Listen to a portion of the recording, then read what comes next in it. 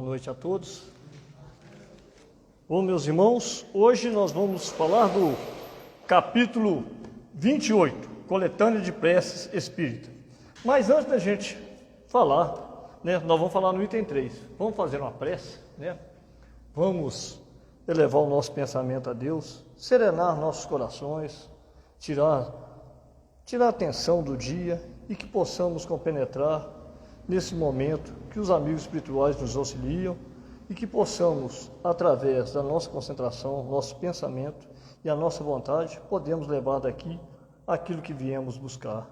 Que Deus Pai Todo-Poderoso nos abençoe, nos ilumine, que possamos caminhar junto com o Mestre amado Jesus, que é o nosso modelo, exemplo e guia. Que assim seja. Amém. Bom, meus irmãos, igual eu estava falando, foi passado para mim falar do capítulo 28. E o capítulo 28, ele só vem falando de prece. Aí o Marcos esteve aqui quinta-feira e falou muito bem sobre prece, Deu uma pincelada bacana sobre prece.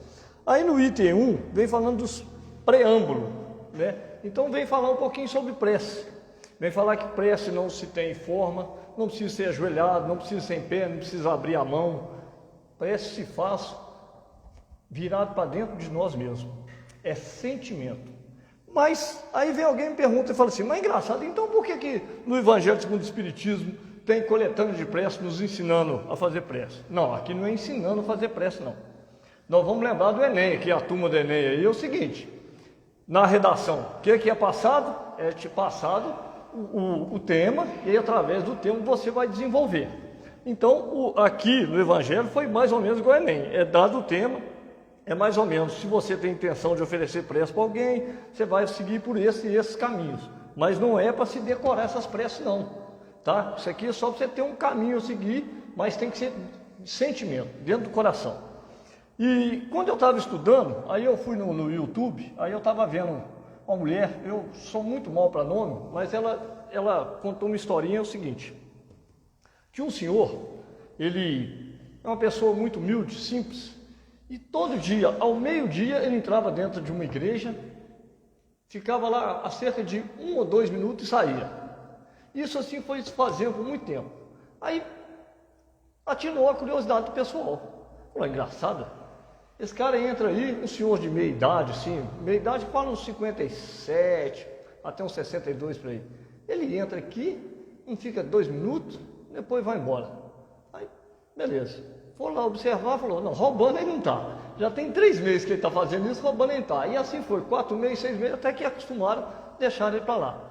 Passado um certo tempo, esse senhor adoeceu e foi lá para o hospital, estava internado. Como ele era uma pessoa humilde, não tinha muitos parentes, ele não recebia visita. Só que a prece dele, quando ele ia na igreja, ele chegava lá e falava assim, oi Jesus, aqui é o José. E ficava lá, coisa de 1 minuto, saía e ia embora.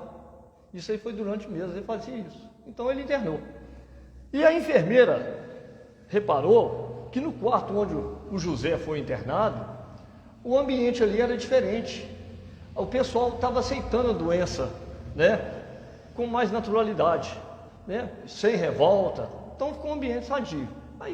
E o José, que é a pessoa tranquilo, sereno, hora nenhuma, e o caso dele era bem grave, pelo que ela contou na historinha, um caso bem grave, ele sentia bastante dores, tinha que tomar remédio, mas ele ali, na sua humildade, sempre coisa. Aí um dia, ela foi trocar o turno, chegou lá, está lá o José sentadinho, sereno, olhar assim no tempo assim, aí ela chegou, seu José, tudo bem?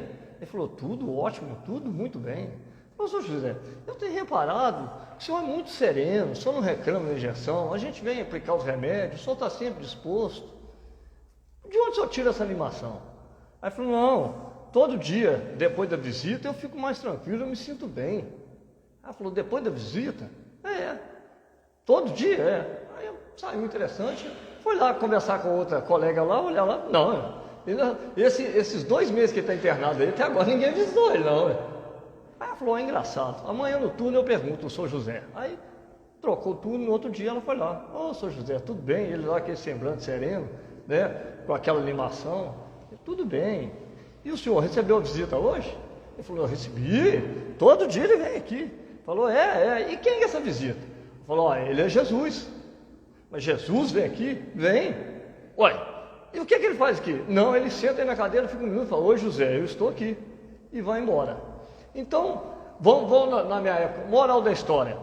É o sentimento, porque quando José entrava naquela igreja, ele não estava preocupado com o tipo de oração, com a roupa que ele vestia, com as pessoas que estavam olhando. Ele simplesmente ia lá e se mostrava presente para Jesus. Então, esse exemplo aqui vem falar que prece não é palavras bonitas, não são gestos, é simplesmente sentimento. Falando nisso, aí nós vamos voltar no meu tema aqui, né? Se deixar o carro, nós vamos lá para Belo Horizonte, esquece da palestra aqui. Mas o tema, o item 3, nós vamos falar do Pai Nosso. Foi uma oração ensinada por Jesus. Aí eu estive analisando e falei, engraçado, né? Porque a gente lê o Evangelho, Jesus está sempre em prece. A gente vê que os seus discípulos falam que ele está sempre em prece. Mas a gente não vê ele falando que ele estava fazendo prece em voz alta, nem de pé com os braços abertos, nem nada. O que ele fazia? Na maioria das vezes está lá no Evangelho, ele se retirava, ficava ali tranquilinho, em prece. Então Jesus não fazia estardalhaço com as peças, né? E outra coisa engraçada, ele também não ficava pregando muito, gente, vamos fazer prece. E nós sabemos que a prece é importantíssima na nossa vida. É uma elevação, é um momento que nós temos de elevar a nossa vibração e chegar perto dos bons espíritos.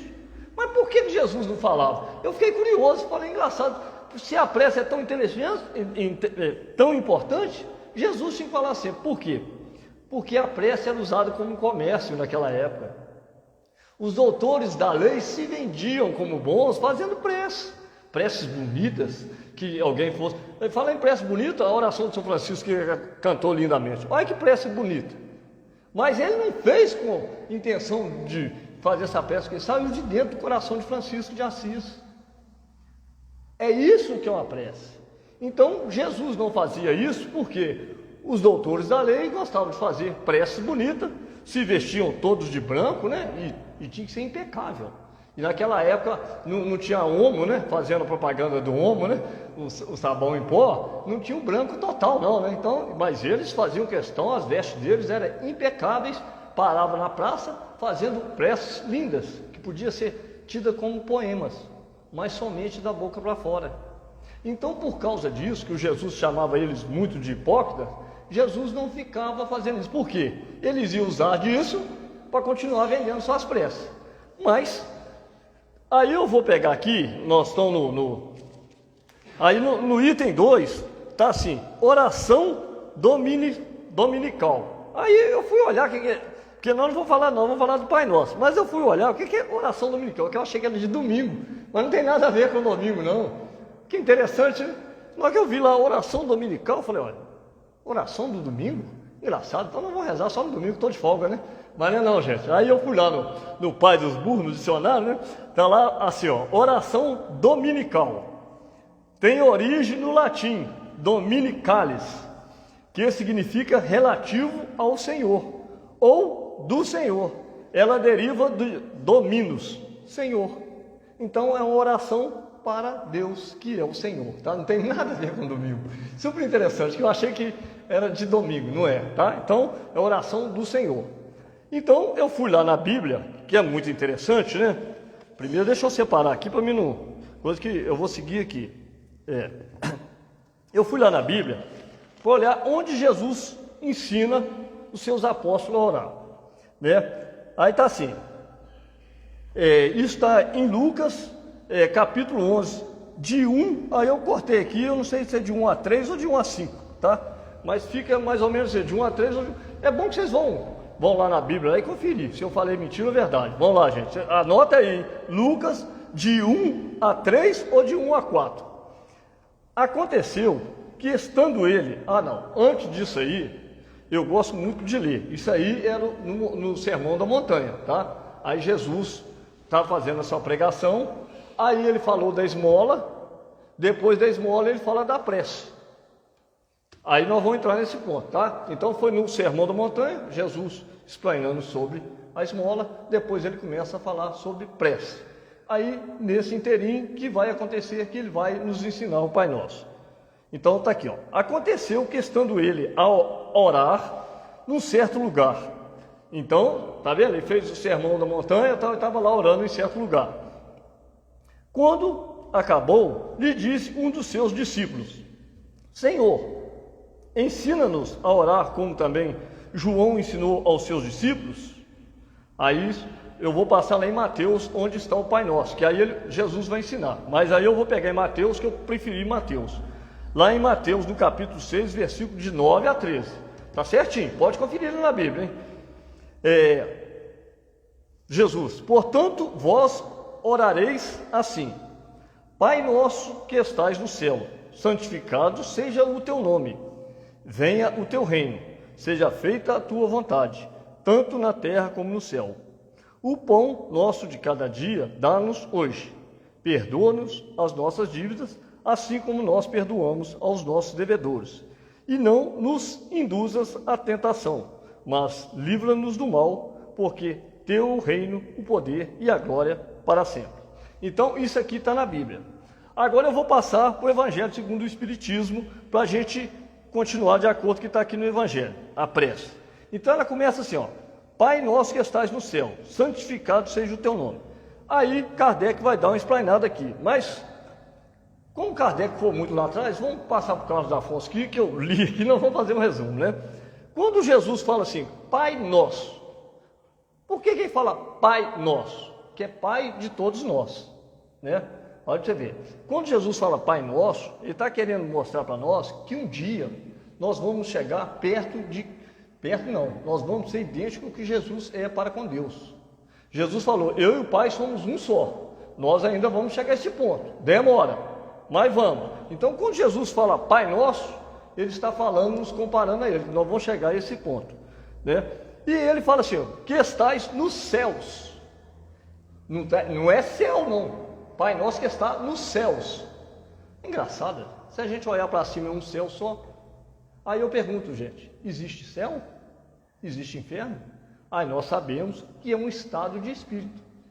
Tem pessoas que estão vivendo aqui, está em estado de espírito no céu.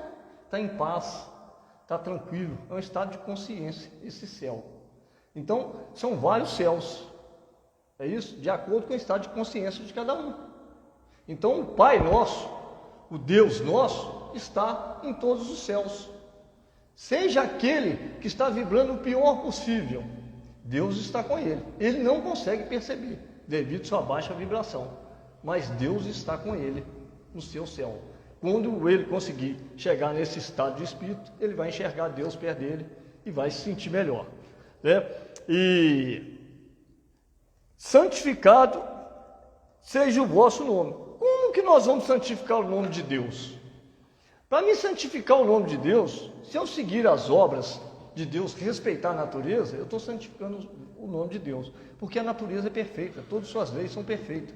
Mas o que nós fazemos? Nós infringimos a lei de Deus.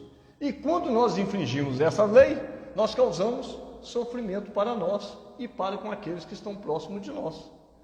Que faz um arrastão, fazemos mal a todos nós, né? Então, quando nós falamos assim, santificado seja o vosso nome, é que nós possamos santificar, sendo irmão, amparando uns aos outros. A partir do momento que nós nos olharmos como irmãos, nos amarmos como irmãos, estamos santificando o nome de Deus. Agora, quando Jesus ensinou essa prece, não era para ela ser decorada do jeito que nós fazemos. Tem poucos homens aqui, mas nós que já jogamos futebol, a turma gosta de rezar um Pai Nosso antes de a bola rolar. É simplesmente palavra, do jeito que faz. Aí hoje a gente vê, fala assim, gente, é somente uma fórmula. Porque ali, no estado de espírito que eles estão, eles não estão em condições de orar. Porque Jesus disse, retirai-vos para vosso quarto. Então, quer dizer, entra para dentro de você, fica tranquilo, sereno o vosso ânimo. E quando a pessoa vai jogar a bola, seja lá o esporte que for, ele está cheio de adrenalina, que ele tem que entrar aquecido. Ele tem estado de prece? Não está. Mas, infelizmente, nós pegamos esse Pai Nosso que Jesus nos ensinou, né? Esse tema de redação que ele passou para nós, e colocamos isso como prática externa. Eu acho que simplesmente repetir palavras, eu estou tranquilo, estou em paz com Deus. E não é isso. Nós estamos vendo que isso é sentimento. Aí, passando para o outro item, venha a nós o vosso reino. Né? Quando fala o vosso reino, qual que é o reino de Deus? É o reino de amor. Mas o reino de Deus está aí. É nós que não queremos aceitá-lo. Porque o amor está dentro de nós. É só nós trabalharmos isso. Né? Venha a nós o vosso reino. Ele está vindo. Mas que eu deixe entrar e transborde em mim o reino de Deus, que é o amor. Que a partir do momento que nós aprendemos esse reino de Deus, amarmos uns aos outros, como irmãos, essa terra nossa seria uma maravilha. É uma precezinha simplesinha, mas a profundidade dela é muito. Será que alguma vez nós já paramos para analisar? Eu, pelo menos, quantas vezes eu passei pelo Pai Nosso, né, simplesmente passei por ele, mas nunca procurei entendê-lo, estudá-lo. E aqui a gente começa a estudar e ver a nossa pequenez, como que nós somos desligados das coisas do céu, né? Nós passamos uma oração tão bela, tão profunda que Jesus nos ensinou, simplesmente fala dos lábios para fora, não tentamos vivenciá-la, né? Aí, quando fala que vem para nós o reino de amor, Allan Kardec faz uma comparação nós com os animais, né? Que comparação é essa? Porque ele fala o seguinte: se você solta um animal no pasto, ele vai comer até ele saciar a sua fome. Depois que ele saciou sua fome, ele não vai comer mais. Ele tem seu limite. Nós, seres humanos, Deus nos deu a inteligência, né? Eles agem por instinto, e nós temos a inteligência e mais um agravante, que não é agravante, é uma coisa que nós usamos como um agravante, o livre-arbítrio. Nós temos o livre-arbítrio. Deus é tão bom conosco que Ele nos deu o livre-arbítrio. Nós escolhemos os nossos caminhos. Mas aí quando ele faz a comparação com o animal, por quê? Eles vê que saciaram a sua fome para de comer, e nós? Será que às vezes quando a gente vê que o negócio faz nosso basta, nós queremos? Não, nós queremos é mais, nós abusamos do nosso livre-arbítrio. Eu posso fazer o que eu quiser. A doutrina espírita não proíbe ninguém de nada. Você pode o que você quiser. Mas fala o seguinte: mas tudo que você plantar, você vai colher. Você pode semear a semente que você quiser. Está aí no mundo. Você do mundo, a semente é do mundo. Mas você, o que plantou, você vai colher. E aí vem falando, infelizmente, de acordo com o nosso livre-arbítrio, o que nós fazemos? Saímos jogando joio para tudo enquanto é lado, aí semeando só coisas erradas. Aí quando vem as consequências, Deus não me ajuda, Deus não está olhando para mim, eu não dei sorte na vida, mas nós não vimos o que nós plantamos no passado. Então, Deus é bom e é justo, nos deu o livre-arbítrio. Infelizmente, nós não sabemos usá-lo ainda, mas já estamos aprendendo, né? Aí fala assim: seja feita a vossa vontade, na terra como no céu. Fazer a vontade de Deus é muito fácil, qualquer um pode fazer. É se nós conseguirmos amar-nos como os irmãos. Essa é a vontade de Deus. Porque nós vamos chegar a esse ponto ainda. Porque Jesus fala que o que ele fez nós poderíamos fazer igual ou até mais. E é verdade, de acordo com a nossa evolução. Infelizmente, muitos de nós ainda estão marcando o passo, não queremos evoluir. Aí eu falei assim: esse livre-arbítrio, se nós somos igual a Jesus, será que nós conseguimos saber da divindade, os atributos da divindade, os atributos de Deus? Aí eu fui lá no livro dos Espíritos para ver sobre os atributos de Deus. Aí está na questão de número 10. Kardec pergunta aos Espíritos: pode o homem compreender a natureza íntima de Deus? Porque nós estamos rezando o Pai Nosso falando muito de Deus. Será que nós compreendemos a natureza íntima de Deus? Resposta dos Espíritos: não. Falta-lhe para isso sentido. Que sentido é esse? Nós temos 5 sentidos, né? Tato, visão, paladar, não é isso? Olfato, e assim vai. Eu não sei se eu pulei o homem, mas os 5 sentidos. Nós não saímos disso. Para a gente conhecer a divindade, Deus, isso é muito pouco. É muito pouco mesmo. Quer ver como é que é pouco? Tem eu e minha esposa, nós moramos juntos bastante tempo. Será que eu a conheço totalmente? Se nós que estamos encarnados nessa vibração baixa, nós não conhecemos um ao outro, agora imagina conhecermos Deus, ser supremo, inteligência suprema. Então, é uma coisa interessante, porque na hora de nós fazer a prece, nós temos que começar a entender a nossa pequenez. E uma outra coisa interessante, quando nós vamos pedir nas preces, nós pedimos bens materiais. Nós devemos pedir bens espirituais, se os materiais vai ficar aqui, isso aí vai passar. Nós devíamos pedir o quê? Que Deus me conceda que eu possa estudar e entender melhor Jesus, que eu possa entrar na doutrina espírita ou outra religião, seja qual for, e vivenciá-la na minha vida. E isso sim que nós deveríamos pedir. Mas às vezes eu estou preocupado em pedir meu carro, aí eu rezo o Pai Nosso, pedindo um carro novo, pedindo uma casa, pedindo para ganhar na loteria. E assim vamos nós. Por quê? Nós só pensamos nos bens materiais. E quanto nós estamos aqui, é para adquirir o nosso tesouro espiritual, que é a nossa elevação espiritual, é aproximarmos de Deus, entendê-lo, sair desses 5 sentidos para nós entendermos melhor Deus, né? Aí de número 11, Kardec pergunta, né, quando falou que falta sentido, será dado um dia ao homem compreender os mistérios da divindade? Quando fala mistério, gente, é porque nós não temos capacidade de entender, por isso que é mistério, não é mistério. É colocado essa palavra mistério que não tem outro para a gente pôr. Então, aí pôs-se, é dado conhecer a divindade? Aí os espíritos respondem, é mistério. Por que é mistério? Eles não têm palavra de explicar para a gente. Como que vai, se nós não conseguimos compreender? Né? Resposta, quando não mais tiver o espírito obscurecido pela matéria. Então, enquanto nós estivermos agarrados e presos à matéria, procurando só os bens materiais, mais difícil vai ficando a gente compreender Deus. Quando pela sua perfeição se houver aproximado de Deus, ele o verá e compreenderá. Aí tem uma observação aqui que eu gostei, eu copiei a observação que eu achei muito interessante, que é bom a gente ver. A inferioridade da faculdade do homem não lhe permite compreender a natureza íntima de Deus. Na infância da humanidade, o homem o confunde muitas vezes com a criatura, cujas imperfeições lhe atribui. O que é confundir com a criatura? Aí nós põemos um Deus de troca, eu vou fazer isso, que Deus vai me dar isso. Nós estamos humanizando Deus, e Deus não é humano. Ah, que Deus está olhando o meu sofrimento e tem piedade de mim. Tem, mas Ele não pode fazer nada se eu não fizer. Então, aí nós começamos a compreender, né, a nossa inferioridade de querer humanizar Deus. Deus é inteligência suprema, causa de todas as coisas nesse mundo. Então, né, não é humano.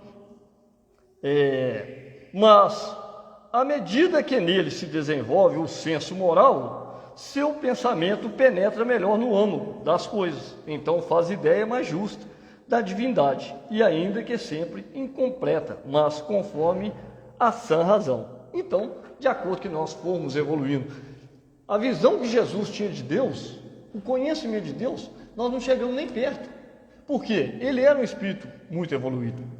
Nós ainda vemos um Deus, né, humano, mas nós ainda vamos superar essa dificuldade. Continuando aqui, gente, senão vai estourar o tempo lá. Aí está assim, dai-nos o pão de cada dia. Muitas das vezes nós confundimos com esse pão material. Mas vamos virar para o lado do pão espiritual. Deus nos dá a oportunidade todos os dias de comer desse pão. Mas como? É através da minha elevação espiritual, é através do reconhecimento do meu próximo como irmão. É a partir do momento que eu pratico o bem, eu estou tendo o pão de cada dia, que está alimentando o meu espírito. Para nós alimentarmos o nosso espírito, primeiro nós temos que estudar, para entender, e depois fazer de coração. Às vezes no início é por obrigação, nós temos preguiça de fazer a caridade, de ajudar, né? Aí nós vamos olhar, eu vou ficar o dia inteiro, não vou receber nada, e assim vai. Mas nós estamos preocupados com o pão material, e esquecemos desse pão espiritual, é o que nós temos que buscar para o nosso bem, para a nossa elevação moral. Aí eles dão um comentário bem bom aqui. Aí depois vem aqui, perdoai nossas dívidas, à medida que perdoamos aos que nos devem, perdoai nossas ofensas, assim como perdoamos ao que nos ofenderam. Isso é uma coisa muito interessante, que nós gostamos muito de que Deus nos perdoe, né? Ainda mais quando vamos falar mal da vida dos outros, não, mas que Deus me perdoe, né? Que tal pessoa assim, né? Nós já sabemos que estamos errados, mas já estão pedindo perdão a Deus. Aí é fácil, aí Deus tem que perdoar. Mas o mais interessante é quando alguém nos ofende e nós não temos essa capacidade de perdoar, né? Quando que Deus me perdoe o Carlos, aí fala mal da minha vida, eu fico sabendo, vira um leão, aí não perdoo ninguém, mas quero que Deus me perdoe. Então Kardec vem abrangendo aqui isso. Aí ele nos deu um grande exemplo, uma pessoa muito simples, fácil de copiar, Jesus, né? Quando ele estava sendo crucificado, no auge da crucificação, no alto da cruz, estava para partir para o plano espiritual, o que ele pede a Deus? Pai, perdoe. Eles não sabem o que estão fazendo. Isso que é um coração puro, né? Mas nós, infelizmente, ainda queremos que os outros nos perdoem, e Deus nos perdoe, mas nós ainda não temos condições ainda, não fazemos o esforço de perdoar. Aí se nós entrar no termo do perdão, nós vamos ficar aqui mais umas 4 horas só, mas rapidinho passa, né? Porque perdão é uma coisa muito abrangente. Mas é o seguinte, perdoar não quer dizer que você esqueceu, não. Mas se você lembrar, você não lembra com mágoa e nem com raiva da pessoa que cometeu aquele gesto com você. Aí já é perdão. Porque infelizmente nós somos tão inferiores que não conseguimos esquecer a ofensa. Aí fica remoendo. Aí olha o problema da ofensa é o seguinte, a gente sofre 2 vezes. No momento que você foi ofendido, você já sofreu. Agora, se você não perdoa, toda vez que você lembra, você vai sentir o quê? Raiva, ao você sofrendo de novo a ofensa. Então, nós temos que trabalhar o perdão para nós sermos perdoados, né? Esquecer, nós ainda não temos condições de esquecer as ofensas, mas que nós possamos lembrá-la sem mágoa, sem desejar mal para o ofensor, né? E quase terminando, né, gente? Falta pouco. Aí ele vem no item 6 que não nos abandoneis à tentação, mas livrai-nos do mal. Aí ficou interessante que não nos abandonei à tentação, porque tentado todos nós somos na nossa vida. A todo momento nós somos tentados. Por exemplo, aquela pessoa que gosta de comer muito, se ela passa em frente à residência, que é cheirinho de tempero, gente, isso é uma tentação, né? Está sendo tentado. Não é? Aquele que gosta da bebida, você passa na porta do boteco, aquela boca enche d'água que é perigoso inundar. Então nós somos tentados. Aquelas pessoas voltadas a maus pensamentos, a raiva, né, a ira, vai assistir televisão. Eu gosto muito da Record, que a Record que é bom. Se você esconder atrás do sofá para não tomar tiro, que é só coisa catástrofe, trem ruim. Então, eu estou sendo tentado. Na hora que eu estou em frente à televisão, eu tenho que assistir na Record. Aí eu vou lá. Então é assim que funciona. A todo momento nós somos tentados. Eu vou mexer com as mulheres aqui, né, André? Que passa em frente a uma loja e tem uma roupa bonita, aí que tentação. Aquilo ali as coisas morrem. O cartão de crédito estoura, não aguenta. Então, quando fala tentação, muitas das vezes pensa em espíritos inferiores, nos tentando. Também, depende da nossa vibração. Mas essas tentações não são só espiritual, isso não. São no nosso dia a dia, na nossa vida, nas situações. Às vezes nós somos tentados, você está no lugar, você vê uma pessoa que pisa no seu pé assim, olha para você, você coça a cabeça, você vê aquela tentação de voar no pescoço, é uma tentação, mas também não deixa de ser uma provação, que querendo ou não, eu tenho que me segurar e ter uma postura e levar em diante. Então, quando fala assim, livrai-nos, né? Não é livrai-nos, que não tem jeito de nos livrar, né? Não nos abandoneis à tentação. Quer dizer, vamos manter nossa vibração tranquila para a gente não baixar a vibração. Vamos manter o equilíbrio para a gente não sair de linha e depois se arrepender. Porque a maioria das vezes, quando a gente cai em tentação, quando você passou aquele momento que você põe o pé no chão, a gente se arrepende. Você viu que extrapolou. Você saiu do seu eixo, do seu limite. Então, que Deus nos ilumine, que nós possamos conseguir vencer todas essas tentações, que são todas, tanto materiais como espirituais. A maioria que eu dei aqui são tentações materiais, mas nós sabemos também que existem as tentações espirituais, que é mais voltada para o lado do mal, né? E aqui embaixo fala assim seja, que é o amém. Aí uma outra coisa interessante, gente, para a gente fechar ali, que já está no limite, Não sei se vocês já tiveram a curiosidade, Moisés, hora nenhuma, chamava Deus de pai, não. Pode ler a obra de Moisés, alguma hora que ele fala que Deus é pai? Quem veio falar para nós que Deus é pai? Jesus. Uma coisa super interessante, quando eu estava fazendo essa pesquisa, eu assustei, e é verdade. Jesus que veio mostrar para a humanidade que Deus é um Deus pai, é um Deus amigo, é um Deus que nos auxilia, está ali nos amparando. Que o Deus de Moisés era um Deus que castigava, era um Deus da guerra, era um Deus da peste. Veio Jesus falar, não, Deus é nosso pai, nós somos irmãos, veio apaziguar. Então é uma coisa muito interessante para a gente ter essa visão, que muitas das vezes nós estamos lá em Moisés ainda, aquele Deus que castiga, aquele Deus que cobra.